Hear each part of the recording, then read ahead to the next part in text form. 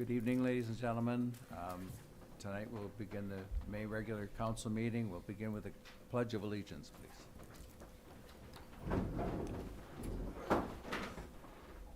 Pledge allegiance To the flag of the United States of America, and to the republic for which it stands, one nation, under God, indivisible, with liberty and justice for all.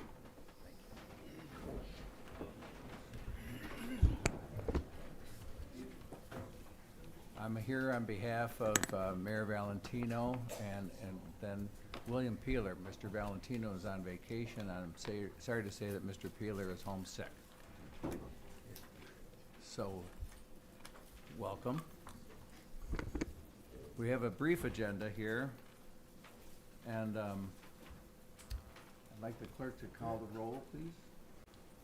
Counselor Whitfield, Aye. Counselor Morocco, Here. Counselor Petropoulos, Here. Counselor Gilat, Here. Counselor Grimaldi, Counselor Peeler, Counselor Lavin, Way down here. Counselor Brennan, Here. Mayor Valentino. All right. We have several proclamations tonight. It's nice to see you, Mr. Nelson. With Mount Olive Church. I'll read accordingly. Whereas Mount Olive Missionary Baptist Church began meeting in the spring of 1950 when Reverend Elijah Miles and a small group including Louis and Beatrice Crumbly, Deacon Charlie and Willie Mae Jackson, and Deacon White journeyed to Geneva from Elmira, New York to form a church. They were joined in Geneva by Deacon Pete and Lizzie Carter, Deacon Eddie Morga, Spencer Morgan, Ida Simpson, and Herbert and Ruth Sellers. And whereas Mount Olive Missionary Baptist Church was founded as one of the first African-American churches in Geneva, providing a critical space for worship, fellowship, and support during a time when segregation and inequality were rampant, and initial meetings were held in private homes. Because of growth in membership, the church meetings moved to Dees Hall on Exchange Street, and later the Dixon Homes Project. In September 1971, the church purchased a lot at 70 Clark Street, which is the present site, and whereas the church's commitment to the well-being of Geneva's residents has been unwavering over these 75 years. Mount Olive Missionary Baptist Church founded and hosted Tools for Social Change and has partnered with Food Justice, Hobart and William Smith Colleges, African Americans Men's Association, Family Promise, has held numerous community dinners, supported Black Lives Matter, and worked with Ontario County Public Health hosting COVID-19 vaccinations. Now, therefore, be it resolved that I, Councilor at Large John Brennan, do hereby proclaim May 18th, 2025 Mount Olive Missionary Baptist Church Day as this church celebrates its 75th anniversary, recognizing its rich history and legacy of faith and service.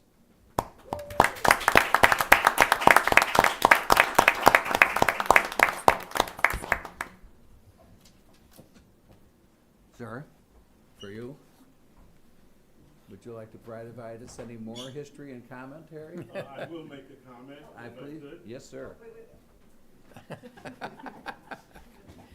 All the recording devices have to be ready though for you. Are they ready?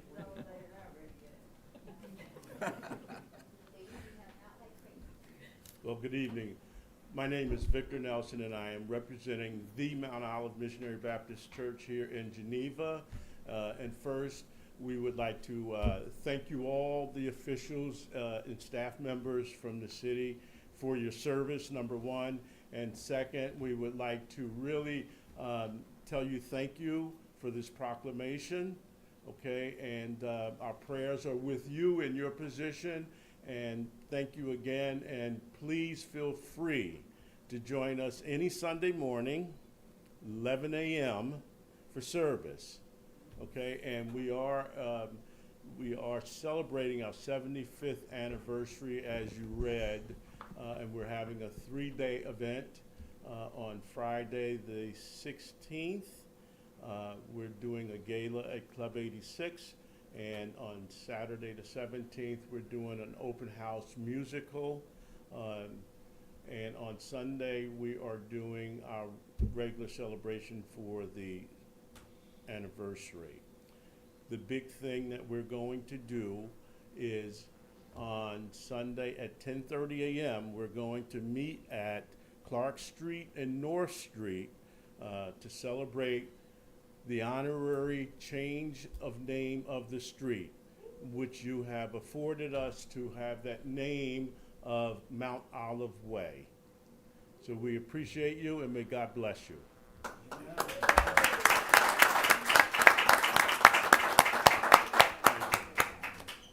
Okay, and I'm not sure if all these are members from Mount Olive, if you want to stand for the camera and the devices that are recording you.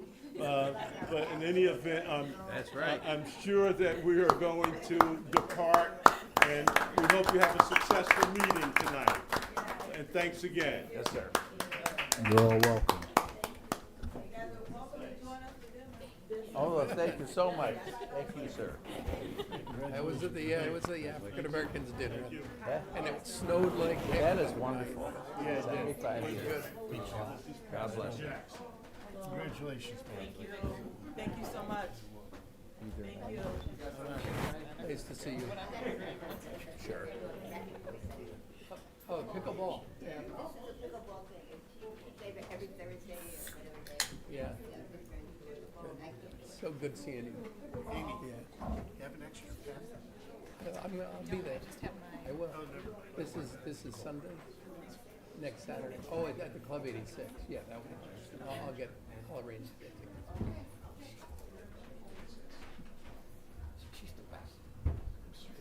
75 years, that's very, very impressive. I have two more proclamations. One is for the Gold Star Mothers from Geneva, New York. I'd like to read that, please. Whereas, in 1922, a small group of Gold Star Mothers from Geneva, New York met and began to organize the American Legion Auxiliary Winnick Post Unit 396, and whereas, the auxiliary raised funds, volunteered in support of local veterans, Legion members, and the welfare of the Geneva community as a whole. The auxiliary also visited veterans at Willard and supported the Veterans Mountain Camp, and whereas, the auxiliary contributed to the purchase and planting of weeping willow trees along the North Shore walking path near Seneca Lake State Park in memory of Geneva's fallen war heroes. Many of these trees can still be admired today.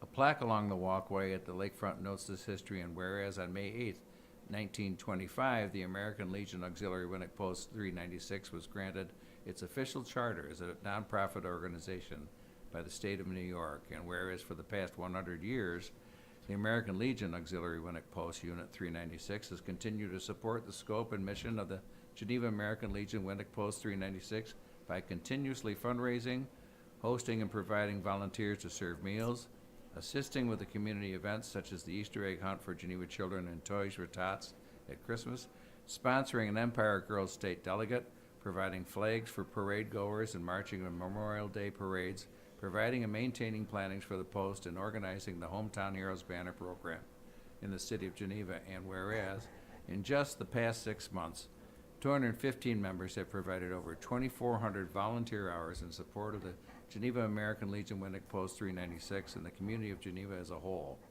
This exemplifies their motto, service, not self.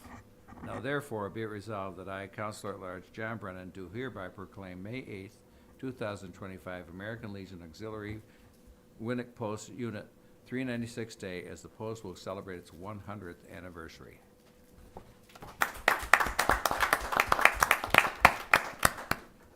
There being no one here to receive this, I'll move on to the next one.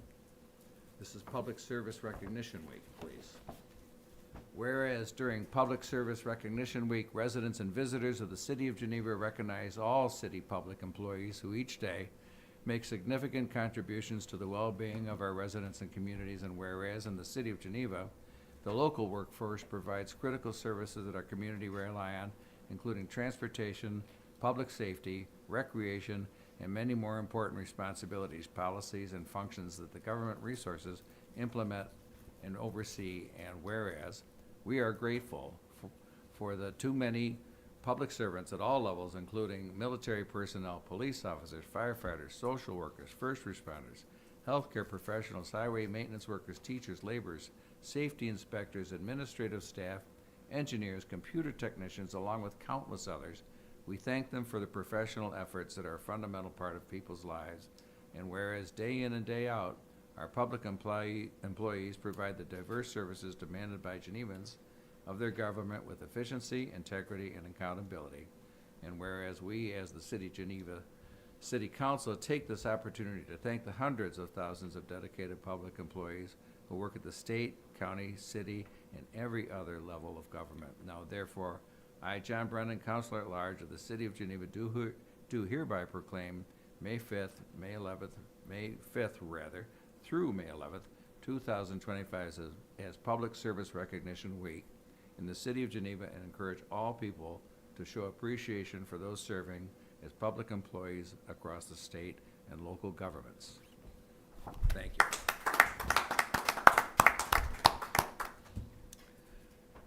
Ladies and gentlemen, we have another agenda item which I'm going to ask that we table for this session. It's a MAP Grant Selection Committee. It was good to be presented by Councilor Peeler, who is unable to be here tonight. Second. Okay. Mr. Gelati and Mr. Petropoulos, thank you. All in favor say aye. Aye. Any opposed? Thank you. The next item on the agenda is the consideration of meeting minutes, and there's quite a lot to consider. A through G. So moved. So moved. So moved. Second by Mr. Petropoulos, thank you. All in favor say aye. Aye. So be it. I told you it was gonna be brief tonight. The next portion of the meeting is dedicated to public comment. Just a reminder, I have 2 people signed up, but any are welcome to speak. But just a reminder that the public comment period is, we ask that you reserve your comments for 3 minutes only. And it's not a question and answer period, if you please. Is there Mr. Taylor in the audience? Good afternoon. So, I want to bring this up because I saw a couple months ago council members slouching around. I want to see professionalism. That's what I pay y'all to do, because y'all represent me. The other thing is, I try to bring up to something too that's not my ward section. He asked me if I'm his ward section. He blew me off because I'm not his ward section. Well, he fucking works for me. The other thing is, I want to see transparency from the board, the ethics board, because in y'all ordinances, they don't have to reach out to ethics board, to people that made out their complaints. I want to see frickin' transparency. Because if I don't see professionalism or transparency, I see y'all no accountability from each and one of y'all.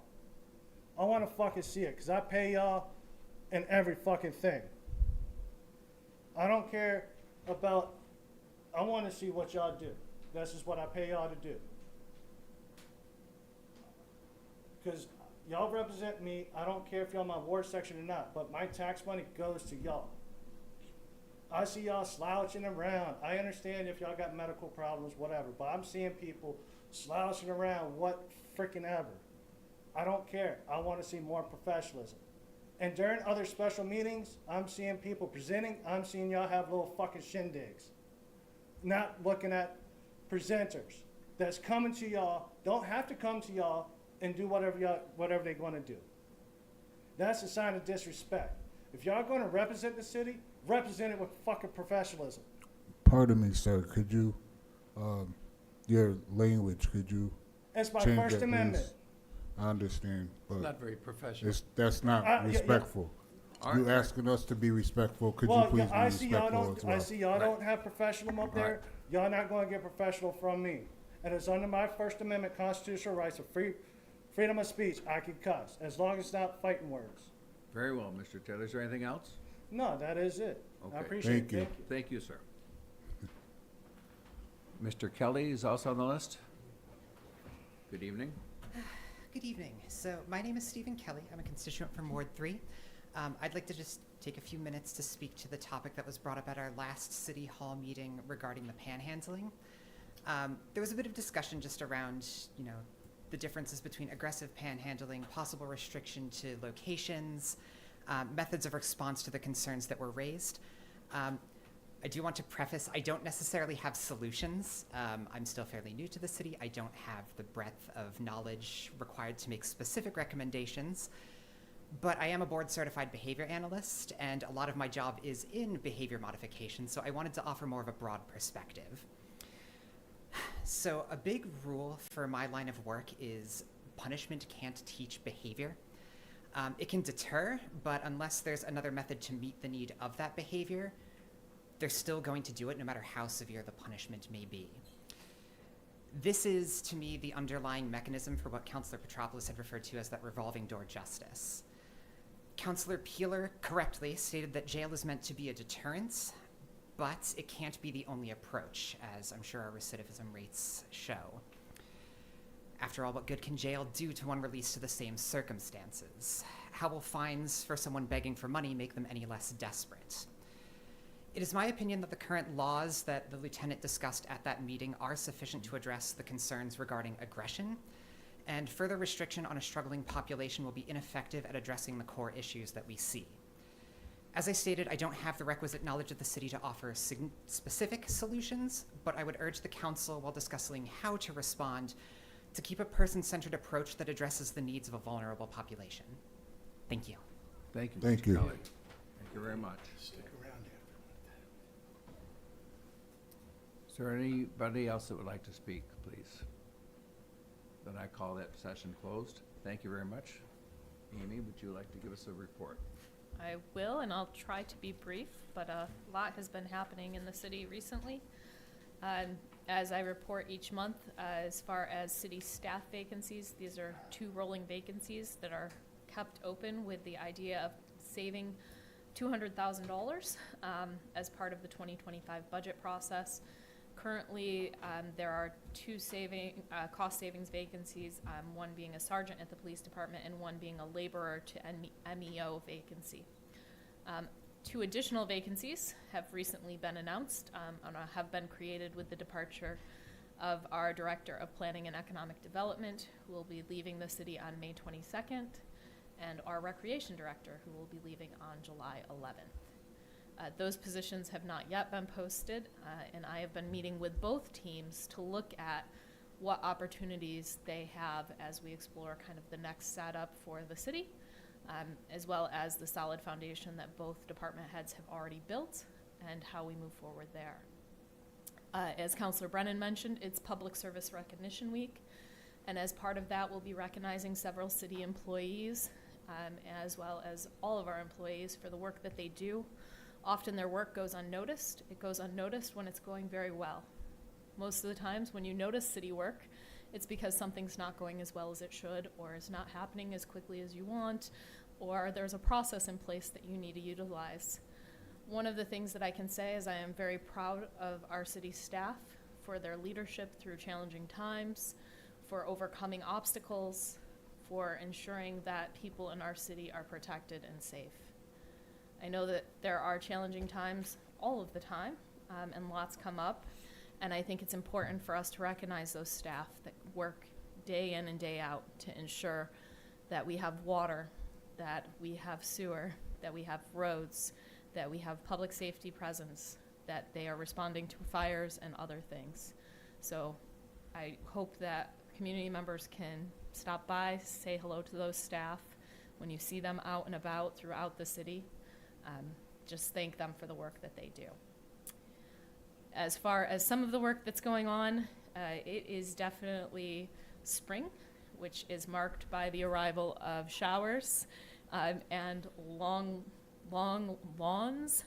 And so one of the things that we are just letting people know that while we do have mowing regulations, due to all of the recent storms, we will not be enforcing that for some time. We understand that people are going to need some time to dry out their lawns before those regulations take place. A few other things that I just want to make sure people are aware of. The city of Geneva has been selected as one of 15 cities in the United States to participate in an economic mobility cohort. This program is sponsored by ICMA as well as the Gates Foundation. It'll provide $20,000 to the city to learn from evidence-based frameworks to help identify barriers unique to our community. Myself and our special projects coordinator, actually that's not, special events coordinator, Liz Toner, will be attending a training on this and then come back to work with community groups to look for actionable pathways for economic opportunity for all. And I believe that concludes my report for this. Oh, the kayak vendor, can't forget that. There's an RFP out right now for a kayak vendor. This RFP closes on May 14th. As long as I'm on the recreation side of things, summer camp registration is open. Soccer Tots kicked off last night, and I think had nearly 50 participants of 3 and 4-year-olds attempting to play soccer.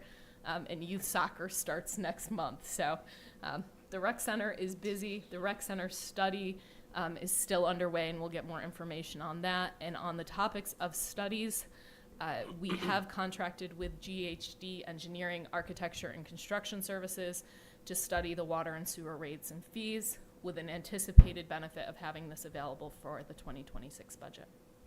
Very good. Thank you very much. Peter, would you like to tell us about board appointments? Absolutely. Board and commissions appointments. We have 3.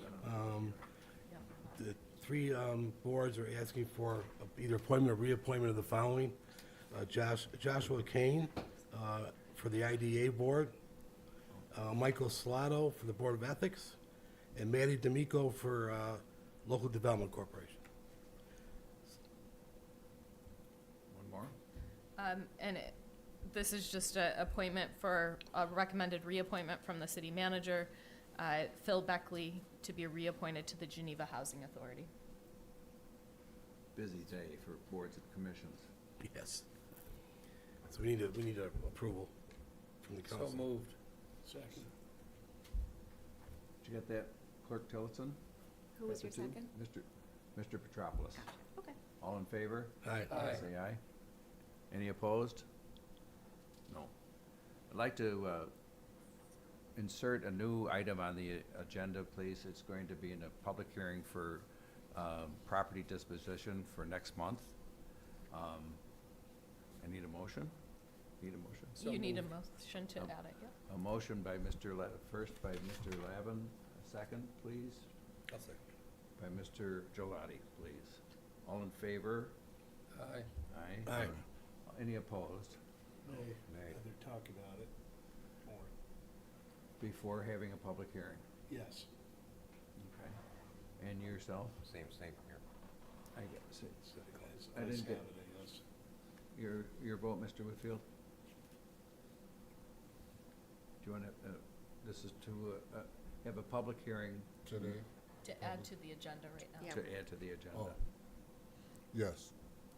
Okay, so you've So- added it to the agenda. So I say yes. Okay. I think the vote is 3 to 2.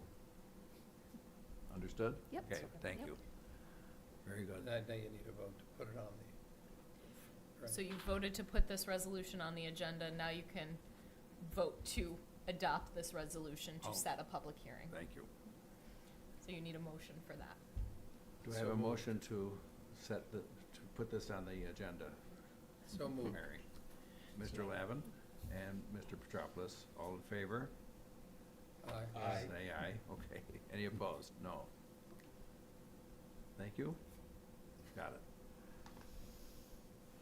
Well, then, moving along, do we have the mayor and council reports? We don't have a mayor tonight, but I'll give a report regardless.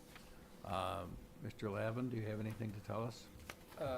No, other than I've continued my vigilant watch for garbage along South Main Street when the college kids heading towards graduation, and they've actually been pretty mild this year.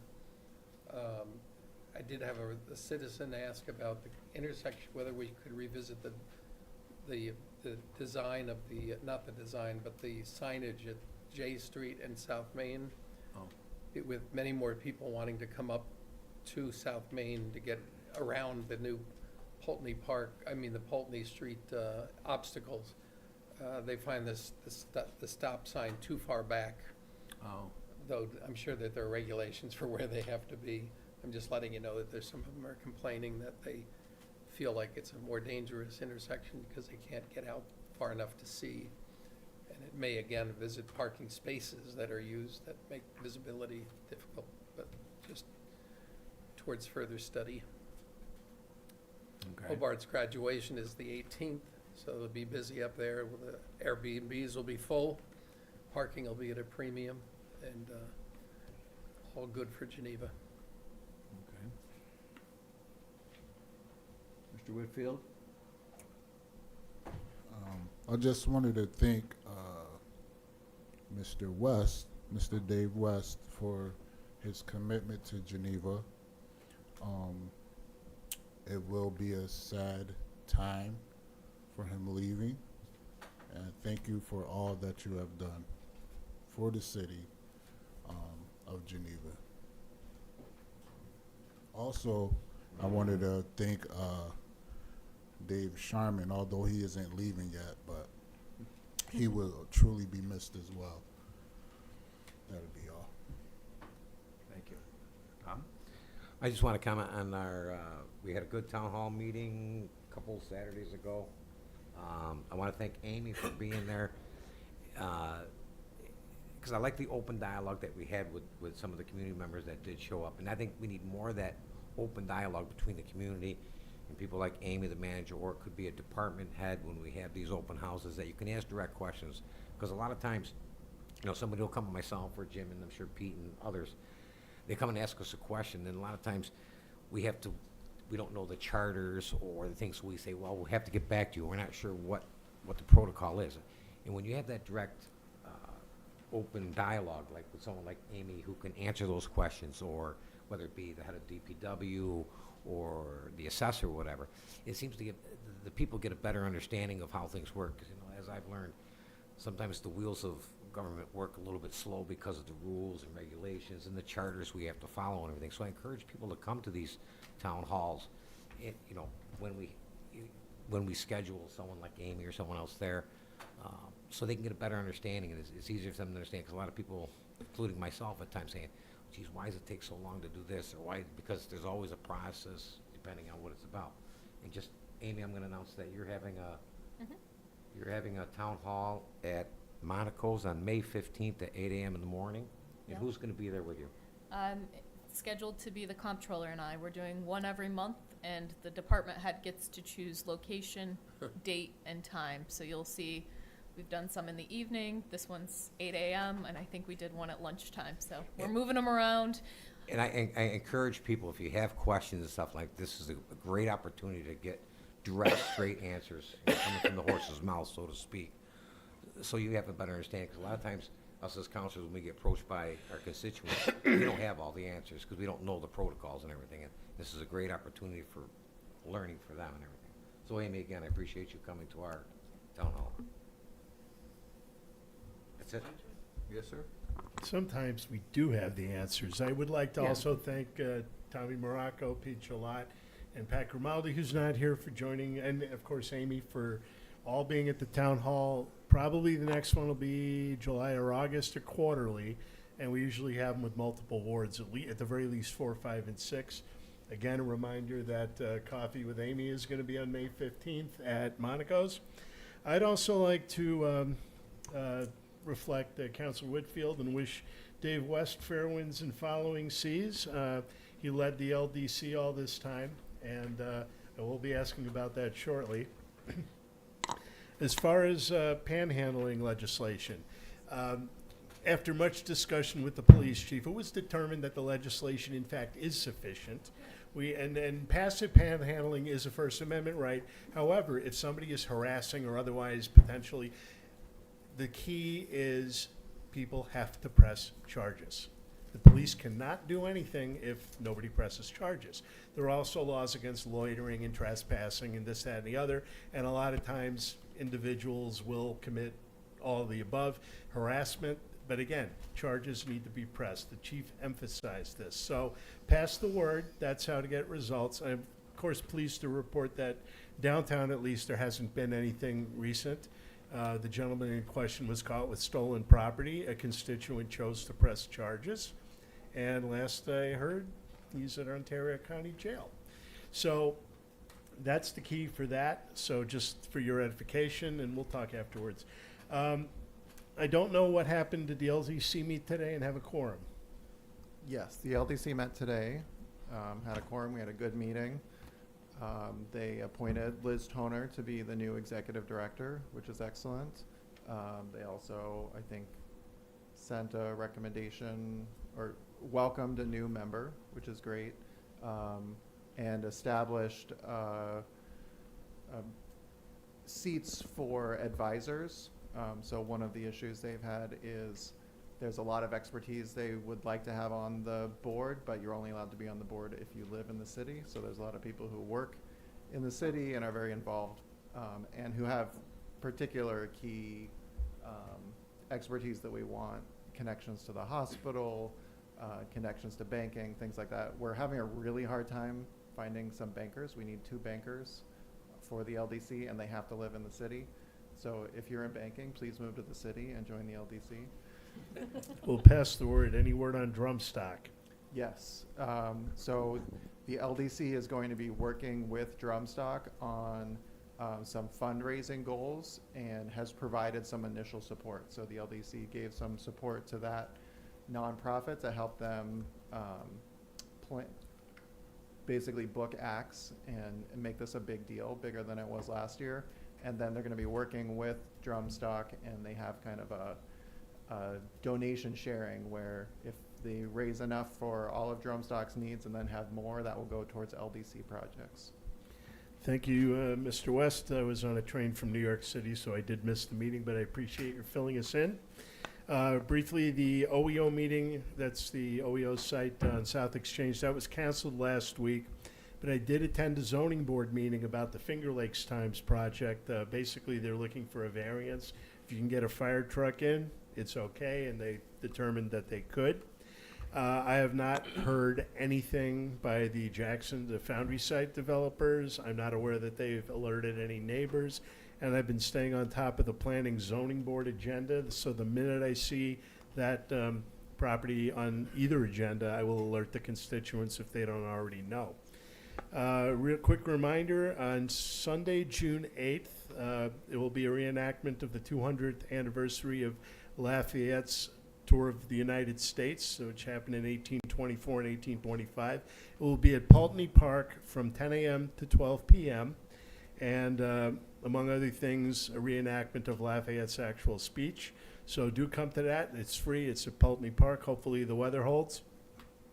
And last but not least, I would just like to personally offer my moral support for Chief Evelyn and the Geneva Police Department while they are navigating this difficult time. That is all. Thank you. Thank you, sir. Am I up? Yes, sir. Thanks. David, first I'll start off with everybody else as well. You know, good luck with your new position. Thank you for getting some projects moving forward in a positive way.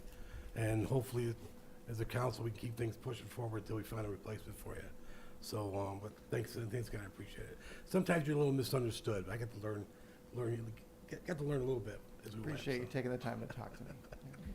Anyway, and for Dave Sharman, I thank him as well, but I've known David for a long, long time. And I'm probably going to help him a little bit with his next venture.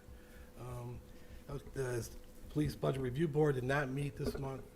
They plan on, I think they have a presentation they're going to give next month, but they're still working on their concentration in mental health. And I think that's, their timing's pretty good right now as far as trying to get that going with police department. As far as the Geneva bid goes, they have a few things going on.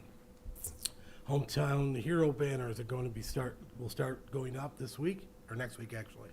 They already have the whatever those things are, the stanchions or something, to connect them up, and so that'll be up and running again. Flowers and American flags will start going up next week and the week after. First Friday events happening on the first Friday of the month through September. So they just completed the first one on May 2nd. They also have them June 6th, July 4th, August 1st and September 5th. They had 13 shop owner participation for this last one. It was, can't say it was a good success, and it keep things going. They also have, if you want to, you can sponsor these events, which gets you different advertising avenues. Just call the Geneva bid office, and they can explain how that works. Music Mondays will be free events from 5 to 8 p.m. in Bicentennial Park, or Martin Luther Park as it's called, next to the Alliance National Bank at the corner of Lake and Exchange, featuring live music, food, vendors, farm stands, etc., featuring downtown establishments, Rusty Pig and Heavy Kevy's Catering, and it'll be on June 16th, July 14th, and August 11th. They are also selling, of which I purchased one yesterday, flower baskets to hang. It's a Geneva bid flower fundraiser, and the funding is going towards running a new large earth planter to be placed at the corner of Lake Street and 5 and 20, an important gateway into the city. You just contact the bid office to purchase them. They're $45. They're really nice. And I think they have like 15 or 17 left to sell, so it's a good fundraiser for them. And I'm just going through my papers. I feel like one of the councilmen that I replaced is all this shuffling, and I think I'm done. But just 1 second, and I'm done. You're too busy. You're much too busy. We're gonna have to get a reporter to report on you. I have just a little note to say that Tom Burrell was very busy in the month of April. He sold $675 worth of firewood again. I didn't know you could do that in April, but he did. He's closing in on the $16,000 mark that he contributes to the city for the Shade Tree Committee is his love, and it's a great service that he provides. I've talked about it before, but I wanted you to know that again. He's provided $675, and I provided that to the controller earlier today. The Historic Districts Commission did not meet recently. It is going to meet this month for a couple of small matters, so I'll have a report regarding that business in June. And that's the extent of my reports. Is there any other business? In that case, I call for a motion to adjourn. Mr. Petropoulos and then Mr. Okay, Tom, thank you. Mr. Morocco. All in favor? Aye. Say, any opposed? Thank you very much, ladies and gentlemen.